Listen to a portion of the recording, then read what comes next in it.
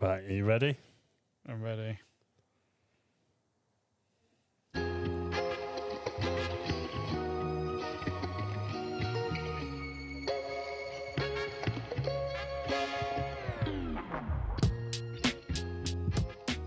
This Downtime podcast is brought to you by BVM Moto. Shop online or in-store for great deals and get professional advice on your favourite bikes, parts, clothing and accessories. Hello, and welcome to another Downtime podcast from me and Laurence from BVM Moto. And this week we're going to be talking about the S3 Parts National Championship. It's just come to an end with the last round held up in Sheffield. It was the Jack Wood, which me and Laurence both attended. And we're going to have a bit of a conversation about all that. But first of all, I suppose we better describe to people or let people know what actually is the S3 Parts Championship for those who don't know. And you're probably a better one to tell everyone. You're quite good at explaining these types of things. I don't know about that.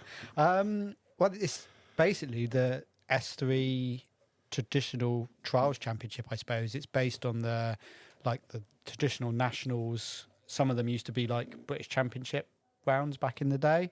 Rounds of the main British Championship, but now they're all based on the road. Tend to be kind of between I think the lowest we did this year was probably about 34 sections, up to I think one of them was like 2 laps of 25 sections, so closer to 50 sections. It's quite rare though, wouldn't it? Because it's normally a 1 lap trial, isn't it? They're normally 1 lap, but they had one this year that was the Jack Ellis. That was 2 30-mile laps, which gives you some idea of the distance involved. You know, kind of big. You know, that's 60 miles on the trials bike. That was a full day out, wasn't it? That was definitely a full day out. So yeah, they're all like full day. You know, real full day out. Tend to be riding for kind of like 5.5, 6, 7 hours. They get good entries. Kind of think some of them kind of up 160, 170 number of riders that they might get. And there's basically 2 routes. There's quite a hard national route. I think they call it the expert route. Where you've got the likes of like Dan Thorpe, haven't you, who's taken the win on some of those who wins British Championship rounds on expert route. That's the type of level we're talking at, really. Yeah, they're pretty much, I think sections may be slightly easier than the main British Championship expert class, but probably not a lot. I think this year there was, I know some of the scores were very high, particularly a few of the early rounds where they had bad weather. The scores were really, really high. But the majority of the riders ride the Clubman class, which has got a class for under 40s and a class for over 40s. And they're both pretty competitive classes, I think. Yeah, very much so. You look at like the names that are in there, and there's a lot of, more so on the over 40 class, but there's a lot of top ex-runners up there, isn't there? You know, there's Darren Wasley, something like that. He's a name that's kind of well known. He's like one of the main guys that's kind of stuck and done the full championship, isn't it? But you look down, there's a lot of names that you would have known and heard of kind of 15, 20 years ago. Yeah, I think all the kind of classes are pretty competitive. A lot of riders taking it kind of very seriously, fighting for every mark, so to speak. Yeah, it's a British Championship title at the end of the day, isn't it? A national title that you can win at the end of it, can't you? Yeah, exactly. But I think there's a lot of people as well who literally just rock up to their couple of like local rounds. You know, road trials are getting a little bit kind of fewer and far between, aren't they? You know, there's always issues with trials bikes going down the road. Yeah, it's. And to be fair, it's quite a big championship, as in a big commitment if you want to do all the rounds, because there's 11 rounds in total from February through to October, and they're all over the country, aren't they? Yeah, I think that's a kind of a strength and a weakness of it in a way. It's a big commitment to do 11 rounds. I think I rode 7 this year. Yeah, you did 7 and I did 6, and that was... I felt like I've done a fair whack. Do you know what I mean? I don't feel like I've missed out on the year in that front. Yeah, so it's definitely a big commitment, but because they're all over the country, there's a massive kind of variance in the terrain. Kind of got a few rounds that are quite local to us, like the Wallace and the Colmore. I'd say they're as close as you can get to kind of riding what we basically ride week in, week out. So yeah, mud pluggers. Yeah, so all you guys up north, that is what we have to ride every week. Yeah, and a lot of it's funny, isn't it? You'll find that like certain venues, like the Colmore and the Wallace, you won't get quite as many of the northern guys come down. Because not all of them love a bit of mud, do they? They're a bit like, what the hell are you doing sending us through this? It is it's very, very different. We just don't have any rock, and it's that, particularly the Colmore, it is just mud, kind of all day. And I think some people think, I don't like that. So, it's expensive business, kind of everyone's funding it themselves. So, if you're not going to enjoy the trial and, got to spend the night in a hotel or quite a bit of money on diesel, you can kind of see why people maybe think, I'll give that one a miss. Yeah, but I think, that's one of the main selling points to me about it, is the fact that you're going to ride loads of different terrain. Yeah. And I think it's quite interesting, like, throughout the year, looking at who won certain events, because although saying that, I think the class of rider now is so good that you'll find like the guys who are at the top can ride any condition. Yeah. And that's what I think another kind of strong point for Dan Forth, who was this year's winner, is he can ride everything, can't he? Yeah. He can ride the mud, he can ride the rocks. He's not a one-trick pony by any means. Yeah, I think in the expert class, I think you have that. They're very, very good riders. I think in the Clubman class, it's kind of quite noticeable how, particularly when it gets a bit muddy, someone like myself can have a much better ride than when it's rocky. You look at some northern guys ride on rocks, and you think they just made that stream look so easy, and I'm like fighting all the way up it, but vice versa, when there's a muddy bank and they've got to find a bit of grip on a horrible camber, I'd just like to think we can do that a bit better.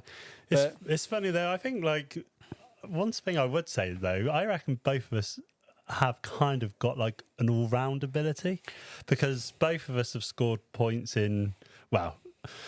you've scored points in the southern muddy events, but you also scored points at the last round, which is, I'd say, 95% rock. Yeah, you should sort of take that as a bonus, I think. Yeah, not loads of points, but some points. Yeah, but the class, it's a high caliber of rider that's riding, so I think fair play to you, really. I think we're both quite lucky in the fact we've always travelled as kids, as youth riders. I don't think we've ever been like we're not the best riders by any means, but talk for yourself.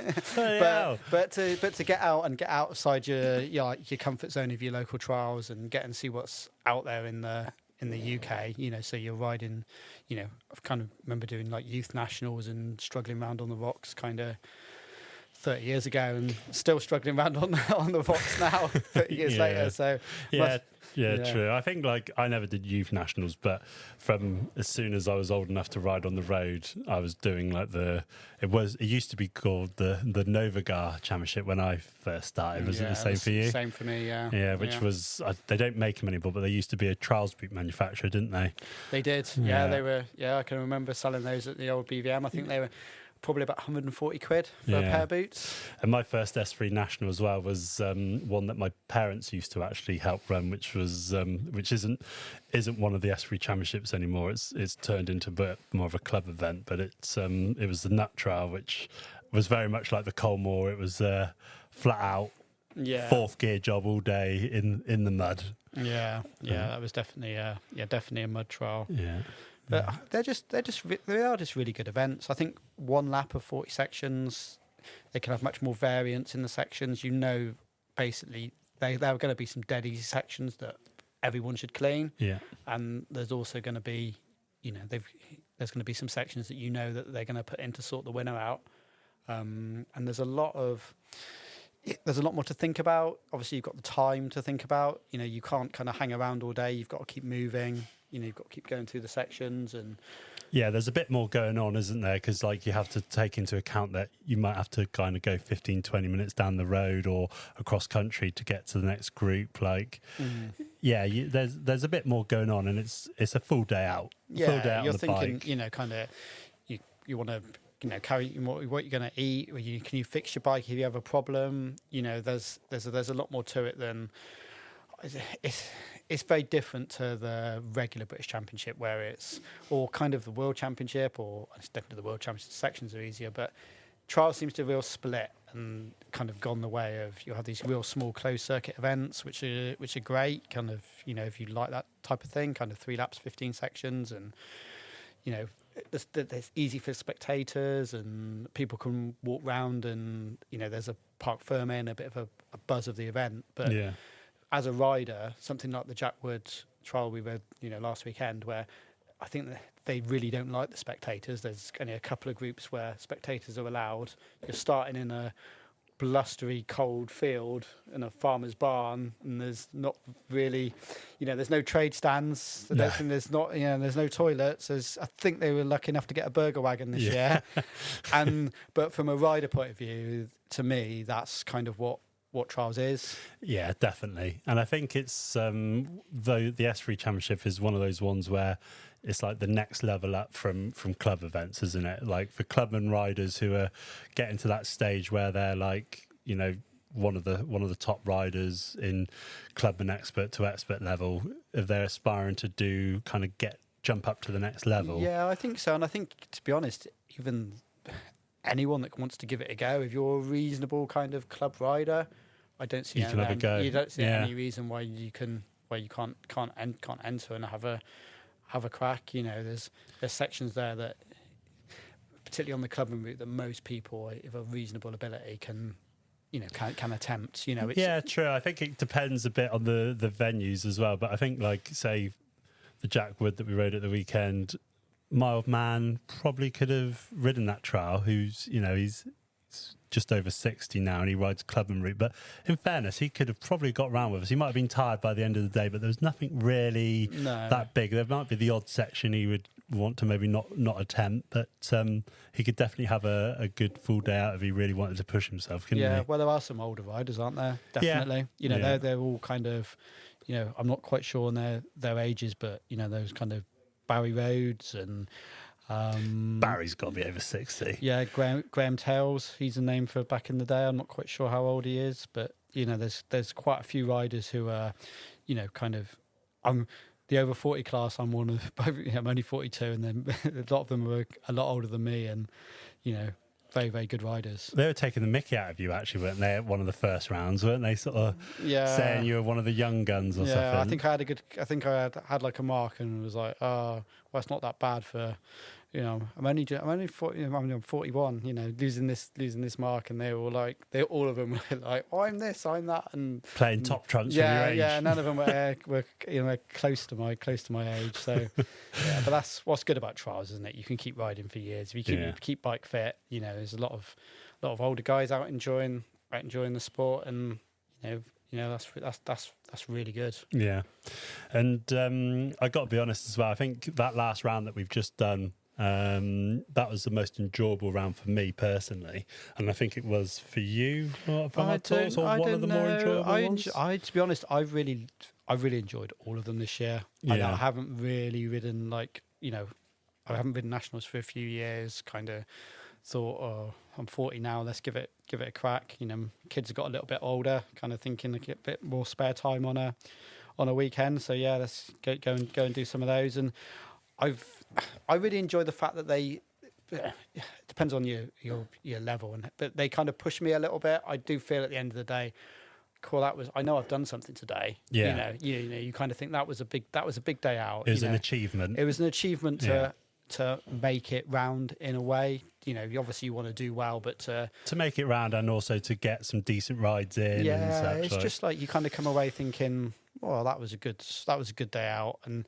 You kind of you've done something when you wake up Monday morning and you're aching a little bit. And you think, that was worth making the effort for. Compared with, you kind of come away from a club trial after having ridden them for so long, and you think, oh wow, that was all right, but it was just a club trial. I was home at 3:00 compared with, I think the longest day on the bike I think for me was the Lomax, because I managed to leave my rucksack at the last section, so. Rode all the way back, which was about kind of it felt a long way, probably like 4 or 5 miles into the little village, and then my rucksack with my van keys was left at the last section. Why did you do that? Because I took my rucksack off, and I had quite a bad. I think I had a bad 5 on the last section. I was a little bit annoyed, and So you just stormed off, did you? I didn't really storm off. I just thought I finished the trial, and then Completely forgot that you'd left all that behind. Yeah, and then I arrived back, handed my punch card in, and went to take my bib off, and I was like, "Where's my rucksack?" And I was like, "Oh no, I know where it is. It's right at the last section." So I had to go all the way back, and I wasn't. Yeah, I think your experience has been a bit different than mine, especially just at the start of the year, wasn't it? Because I actually started off on the expert route, which is the route that I've been riding for, since I was 17, 18 years old. And I've kind of always done some S3 nationals every year. I've never really gone a year where I've not ridden a national with whatever's been going on in my life. But this year, I really did have a bit of a shaky start. I rode the first 3 rounds, which were the Vic Britton, Coleman and Wallace, and I really did struggle, to be honest. For me, I found the sections had got bigger, and they were kind of a bit daunting, I think, and my confidence just got knocked really badly, and I wasn't enjoying it at all. I think you sort of caught me up once or twice, and you could see I just was not having an enjoyable time. I was kind of quite low and thinking that at the start I was thinking, oh, is it me? Have I just like gone off the pace now, and I'm not riding as sharp as I used to, or are you just getting old? Yeah, or am I getting old? Like I'm a dad now. Was I thinking about like, well, I've got to make sure I don't hurt myself, and I've got to get home, and or has the level risen? I think it's a bit of a mixture, really. I think the level's gone up, and the rider numbers has definitely dropped down, I think, a little bit because of that. Obviously you are getting older, and we all are, aren't we? And you do get a bit less. I think you've confident. I still think I got it though. Some days I think I got it. Yeah, I think it's changed a little bit in just kind of the style of sections. The style of sections seem to have got a bit bigger, and you kind of, you never really look at what other classes are riding when you walk in your section, but you look at, you kind of might have a quick glance and you think, Christ, I wouldn't want to be doing, I wouldn't want to be doing that. I wouldn't want to be doing that, and it's hard because the guys that are winning that route aren't necessarily losing loads of marks. No, and it's not helped that Dan, who's pretty much been taking a lot of wins at these trials, he's over 40 himself, isn't he? Yeah, and but we were talking about it earlier. Like Dan's riding level and ability is so high. When you watch him ride, he's quite a traditional style looking rider on a bike and such, but his ability, I mean, he used to ride world rounds. He's world class. And the fact that he's got over 100 national wins to his name kind of just proves the quality of rider he must be to be able to do what he's been doing. It's just, I just feel a little bit that class back kind of when it was Novagars, and me and you were both doing it kind of like the late kind of probably like late 2000 and late 2000s, 2008, 2009 maybe. Yeah. I remember managing to get in the points and top 15 at a Novagar or an S3. 2009 that was. Both of us scored top 15 in the nationals. So I think we were like, that's our biggest achievement. Yeah, and it was like that was against kind of the whole trial because it was one route. Yeah. And it was, you were kind of really, really pleased to kind of, I was 15th out of 120 riders. And now you sometimes see that people are getting like points on the expert route for finishing basically because there's only 15, 20 of them. Yeah, like seeing the results of the Jackwood, there was only 16 people on the expert route. So, which is a bit of a shame. But I think another thing on that though is it was the last round of the year, so a lot of the championship points had already been decided. So some people don't tend to they sort of lose money, funds, and don't always go to like the last couple if they feel like they're not in with a chance of getting a decent overall. There's a little bit of that. I do wonder whether it's hard to know if that route's quite working. I think myself. I don't know. to have that fewer riders on it, whether what they could do to get more riders on it, or how they could work with it. But they're getting big entries. It's a successful championship because of the number of riders that are doing it. But it is very much the Clubman Route is kind of the route, I think. Yeah, it'll be interesting to see over the next year, I think, because I have heard a couple of people saying about how big they felt some of the trials were. So I think next year will be a bit of a telltale for how it's really going, if there's many more that drop down a route or not. Yeah. But, what tends to happen? Ended up dropping down at the fourth round at the Milnthorpe, and it was a bit like I had a bit mixed feelings on the day. I was a bit like, oh, should I be doing this route? Should I not? But then after the day, it was like how I was just like, this is just perfect. Yeah. The level it's not too easy. Like, had a bit of a stigma thinking, the Clubman route's going to be for Clubman riders or lower, not expert riders. But the level is like perfect, and it kind of reminded me of the level it used to be at 15, 20 years ago. I think they always they brought in an easier route, didn't they? Like 15 odd years ago, probably. Yeah. Maybe even, I can't think exactly when, but it was around then, wasn't it? And it was a lot easier when it first came through, wasn't it? But what tends to happen is when an easy route comes in, is basically the hard route gets harder, and that tends to I think that kind of happens across the board whenever a new route is put in, whether it's club level or whatever level. It always kind of makes the hard route that bit harder. Yeah. The hard route's got harder, so then more riders drop down. So then they run the risk of, should we make the Clubman Route harder because these good riders are dropping down? Yeah. And I think that's something that's, kind of has happened a little bit. I think the Clubman Route maybe has got a bit harder, and some of the lower clubmen might not do it anymore because they feel it's getting too hard. And, you might end up with, quite, some even better riders dropping down from the national championship next year. Or hopefully not. Yeah. Yeah, I quite fancy getting this championship next year. Make sure you all stay up, all you decent riders. Yeah, but yeah, it's just kind of it's difficult, isn't it? Or maybe there's a bit of a gap. There's maybe some riders that think, I think for a few years I was probably guilty of that. I don't really want to go and do a national and ride the easy route. I still think of myself as like an expert. Kind of. So, I definitely struggled with that. But like I say, after I rode the Milnthorpe, I was like, actually, this is what I want. It's quite that style of section is a bit more natural, flowy, still a good standard level at the rounds.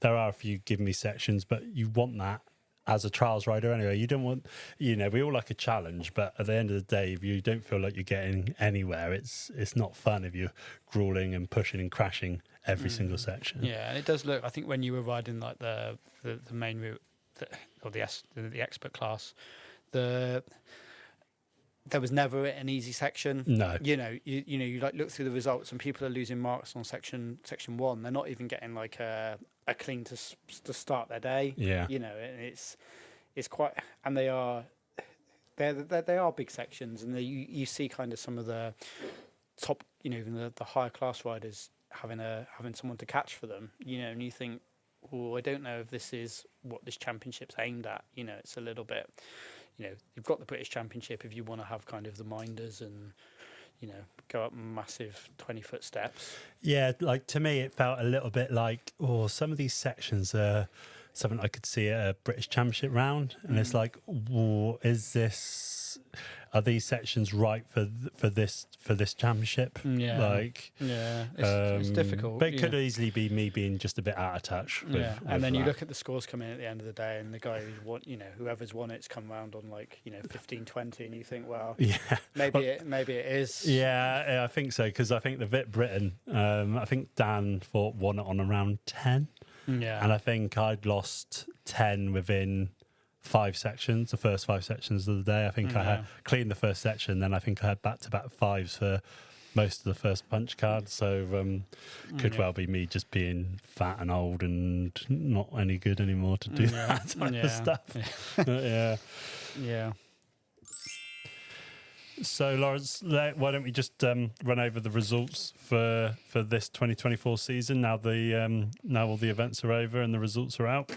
Yeah, we can do that. So in the expert class, or the national class, that was won by Dan Thorpe from Sam Yeomans, and then Richard Sadler in third place. Then Chris Alford and Chris Pearson on an EM for some of that, so an electric bike for a little bit the last few rounds. Oh, right. So Chris Pearson was fifth, was he? He was fifth. Okay. They're all top riders that you're mentioning there, aren't they? Like, not one of those riders is like a nobody, so to speak, and that they're all well known in this country for their national level of riding. Yeah, definitely. And just our own Kurt Brain, he was sixth actually. Was he? Yeah, overall. He had a very good ride at the Colmore, where he was second to Sam Haslam. Managed to beat Dan Thorpe at that trial. So that kind of shows in the mud, the standard of riding around here is pretty good. Kurt's a rider that wins most of our centre rounds. Though I think you beat him last year, didn't you, Craig? Yeah, I did actually. I actually beat him in a trial, which I think is something I've got over Dan Thorpe this year. Then maybe. Oh no, because he did ride some more rounds. But I have actually beaten Kurt Brain in a trial, and it was only. Well, it's going on for maybe a year or two now ago, but I'm still going to mention it. Yeah, it's a shame that Kurt wasn't able to ride all the rounds really, because it would have been interesting to see him ride up north a bit on more of the rocky terrain to see if he could keep up with those northern rocky expert riders. Yeah, definitely. Yeah, it's interesting that I think it's only Dan. And no, even Chris Alford. It's basically Dan's the only person that scored points in all the rounds, which is quite interesting. Because I imagine the top 5 or 6 would have scored points if they'd attended the event. Particularly in that class. Yeah, you'd like to think so. How many people actually scored points in total in the championship, so to speak? How far does it go down? That goes to. Oh, I've only got at least 23. Okay. Because I've only got the first 23 on this page, and that was only 15th points. The person in 23rd, he had 15 points. That was Harry Turner. So shows that you do. There's a lot of riders that do score points throughout the season, and then in the Clubman class, that was won by Jamie Jackson from Sam Atherton. They're kind of had a bit of a year-long battle. I think that was pretty close. Those two guys kind of swapping wins. Yeah, I think it was kind of well known. They were the two guys to be watching, wasn't it, at the events on that route. Yeah. And then third place Tom Fraser, in fourth Dan Tooley, and then fifth Jack Stiles. So that's that class. Once again, not loads of people riding all the rounds, but I think a little bit the standard maybe in the Clubman class I think is very close. There's a lot of people who can kind of who can rock the boat a bit. They can turn up to their local one and get like a top 5, couldn't they? And then not be there for the rest of the championship, or even kind of score kind of a good have a top 5 and then not getting the points at the next round type thing. It's kind of does swap around a little bit. Makes it interesting though, doesn't it? But I think that goes back to what we might have spoke about a little bit earlier. Is there's quite a lot of rounds, 11 in total. And when it's across the country, it's not cheap, is it? So not everybody could necessarily afford or are willing to kind of put all their time into this championship potentially. Yeah, I think it shows though as well the guys that do all the rounds, particularly like looking at the over 40 class now. Kind of Ben Skinner didn't actually win a round, but he was over 40 S3 champion. Okay, what's the highest he scored? He was second in two trials, third in one. But at the Travers, he only actually scored 4 points, and he managed. Okay, that's interesting, isn't it? It shows you how good these over 40 guys really are, doesn't it? Really? Yeah, and even the guy in second, Darren Wesley, he was got 3 points at the Colmore, 4 points at the Wallace, 3 at the Milnthorpe.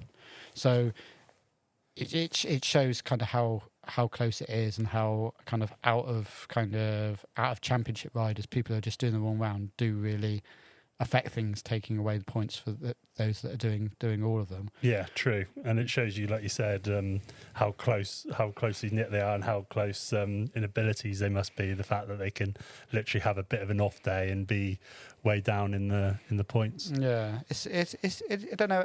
It's interesting that people don't do all the rounds. I think that's quite an interesting point. I don't know if that's good or what that says about the championship in a way. Because if you're only going to do, people are only going to do their few local ones. Kind of how that affects it overall. But at the end of the day, that each one is a good day out, isn't it? So it's not like that each one is more than capable of being a trial on its own. You know, so I don't know if that's too much of an issue, to be honest. Do you think it would maybe be a bit better if there wasn't so many rounds? Maybe.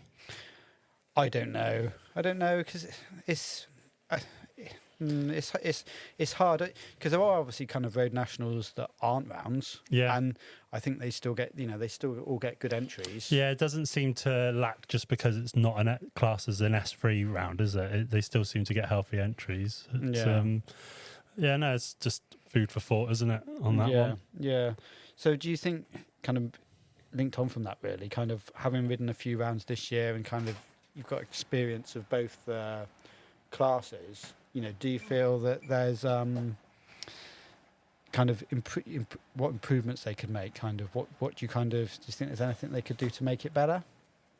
I thought it's run really well as a championship. The only thing I did think, and I think it would improve the championship, is if they standardised each round. So, say experts would be grouped together, clubmen would be grouped together, and over 40s would be. And they did at quite a lot of the rounds run that way, didn't they? Yeah. But for example, I think it just makes it a little bit fairer. Like, for example, the last round at the Jack Wood, we were spread out. So there was clubmen mixed in with over 40s and experts. And we still ended up only being about half an hour apart. You being an over 40 and me being a clubman. But for example, Jamie Jackson and Sam Atherton.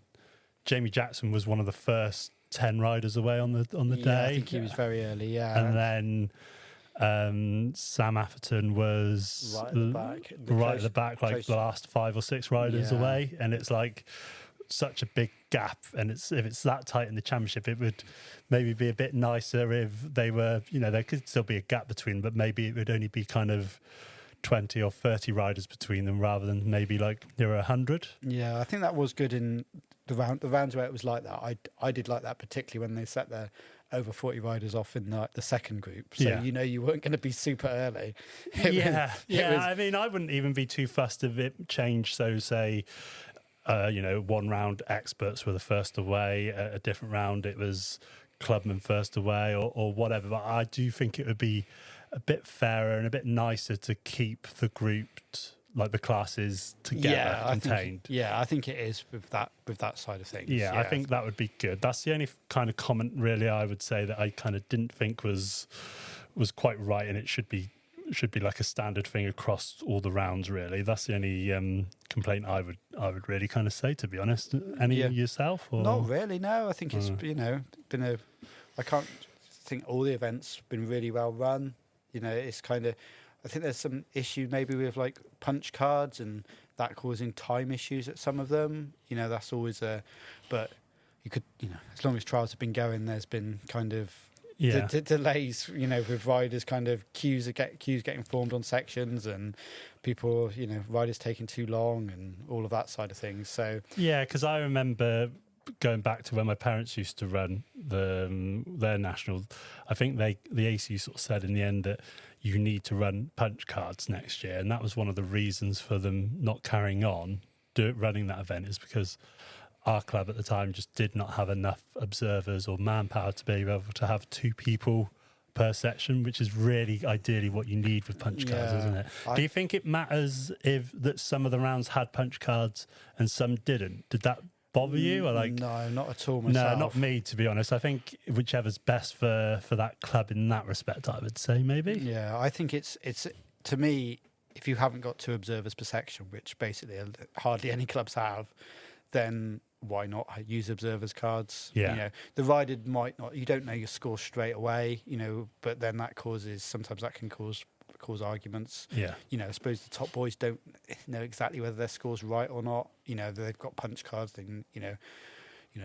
They know before, they know that when they hand that card in, they know what they've scored and whether they're happy with it or not. At least they kind of. We're actually missing a way of scoring because the Jack Ellis was electronical. It was all like tablets, wasn't it? Yeah. Yeah. So there was no punch cards. There was no observers writing anything down. They were literally just scoring on what looked like a mobile phone. Yeah. And the results were out super. I mean, the results have been out pretty quick on all rounds, hasn't it? But that one weren't they out before we got home? Yeah, they were out pretty quick, and they only needed 1 observer per section. Yeah. It was that to me is the future, and that event there were some sections out in the absolute kind of middle of nowhere. So I think how the system works is it doesn't need internet or anything like that. You know, it's literally the scores are stored on the device, and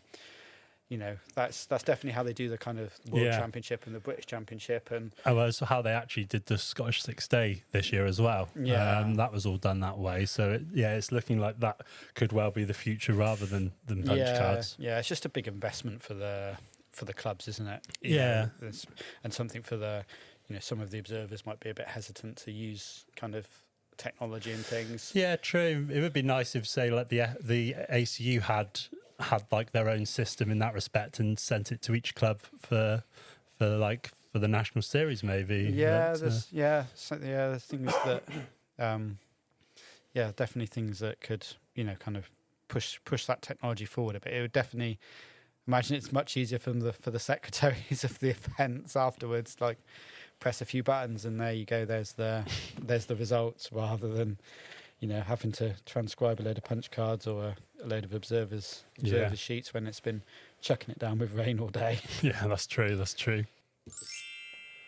So moving on to the 2025 season, where do you think is the easiest place for people to find out about the S3 National Championship and when the events are going to be coming out and things like that? Well, the ACU normally do like what's the word? Like a PDF kind of sheet with all the national dates, don't they, around this time of year? Yeah. Which has got like the British Championship, the S3 Championship, the Ladies Championship. I know there's rumours there's going to be quite a few changes this year with the British Championship kind of, and maybe the ladies and maybe the youths going together, but maybe we'll save that for another podcast once it's been officially announced. Yeah, like I said, there's a few rumours going around, but it'll be interesting to see if that actually goes ahead or not. What actually happens there.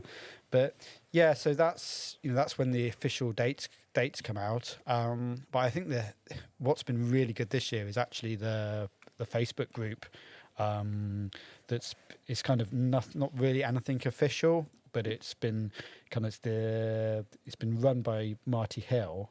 And it's I have to look it up at what it's actually called on Facebook. So it's called I've got it here on my computer. It's called the ACU S3 Parts National Trials Championship Info Group. Yeah. So yeah, shout out to Marty Hill, because without that, I personally wouldn't have known much about what was going on with that championship. No, particularly the early rounds, they were very, they filled up very quickly, and you kind of had to be like, it's like getting concert tickets, isn't it? Yeah, we were all sat at our computers, like, are you ready? Quick, it's going to come out. Refresh. Yeah. Refresh the page, and kind of get your entry in really early, or you basically wouldn't get a ride. The later rounds kind of eased up a little bit, but they were able to put on that group, or Marty was able to put on that group saying, entries are coming out then. Kind of get by your computers and get entering, and the clubs were able to post the results, and I think championship standings got put in there, and I think all that side of things kind of adds a little bit to getting people to, even if you're kind of, if you scored a few national points and you think, oh, well, why not? I'll crack on and do that next round. I know when it is. I know when the entries come out. Let's give it a go. And I think about how many members are in that group now? How many members? There are 656 members. Yeah, so 656 people, kind of can easily find, easily see the information. And even, not even necessarily riders, like my old man who normally comes round to do our kind of support, like fueling and such, rather than him hounding us for the programme in the mornings, like he half knows just as much information as we do, being part of that group. It's quite a nice little community, really, that Facebook page. Yeah, and, definitely. It works well. Yeah. So that's good. Obviously, all the entries all the entries were online on Sport 80, weren't they? So we all had to kind of enter on the ACU system. Actually, one wasn't. The Colmore, they did their own, didn't they? That was a little bit. Yeah. What about the Vit Brit? Was that the same, or was that through Sport 80? That was through Sport 80. It was it? Yeah. But yeah, so it's fairly easy to find out the information. Obviously, kind of, most people who are kind of riding at kind of that level of kind of got ACU licenses and all that side of things. So, kind of set up to enter trials kind of fairly regularly online. So easy from that side. So are you going to be going for next year's championship? Well, I don't know about going for the championship, but yeah, I've definitely really enjoyed doing them. So because, like you say, it's your first year back, really doing like a nationals again, I'd say, isn't it? Yeah. And I think you've enjoyed it, because you've definitely seemed to be a lot more fired up this year to ride those trials. Like, you've been kind of hounding me to get out on the bike because you didn't want to lose touch with it a bit. Yeah, I've definitely enjoyed doing them. It's quite. I think the easiest thing for myself is kind of being able to see the championship dates. Yeah. And book those weekends. With my you can commit, like you'll be like, these weekends I'm not these here. These weekends I'm not here. But like a standalone national, there's a bit more effort involved in that. It's like, what weekend is that particular trial, or you might know about it a month beforehand, rather than kind of about the trials you're riding for the whole year. Yeah. Which I think is something that kind of I've done for a few years, whether it's been kind of centre trials or whatever, kind of First of January comes around, and get a calendar with all your dates, so when you're riding and when you're not riding. That's it. But yeah, I think I've definitely seen an improvement in your riding as well this year. And I'd say that's 1 year you have been riding a bit more, but I think it's been back on the national scene personally.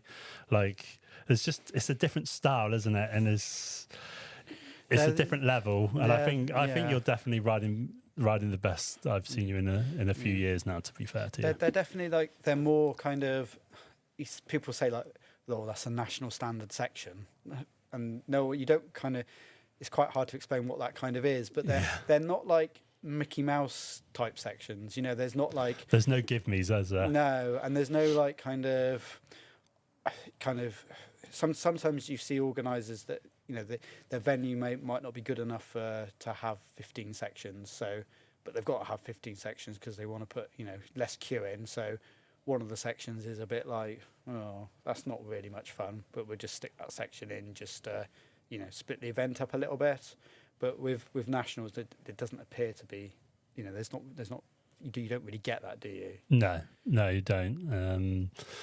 I suppose the good thing about it is where it's on the road and they go to like a number of different venues and woodlands, they can pick the best of each part, rather than kind of having to find an extra few sections in this one particular spot. They can just go straight for their best bits, can't they? And they can use a lot of bits of land. They don't have to worry about parking, do they? You're kind of, the whole event's kind of through, kind of 3 hours maybe, and every all the riders have kind of been through, and that's it. They're gone for the day, so they can use quite a few kind of very small little venues that might have kind of one, maybe two sections in there, and Yeah, true. You're back out again. You know, kind of.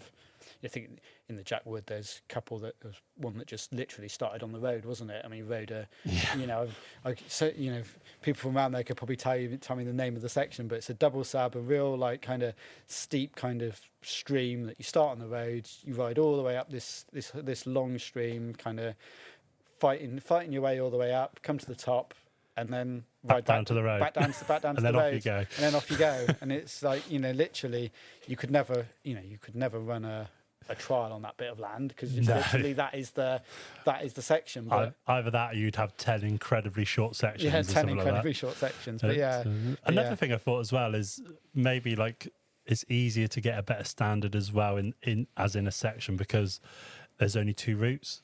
So like a lot of our club trials has got four routes, sometimes even more, which is, it's got to affect the quality of the section really for each route, hasn't it? Because they're like, well, we've got to send these guys this way, but we need to find something for these guys.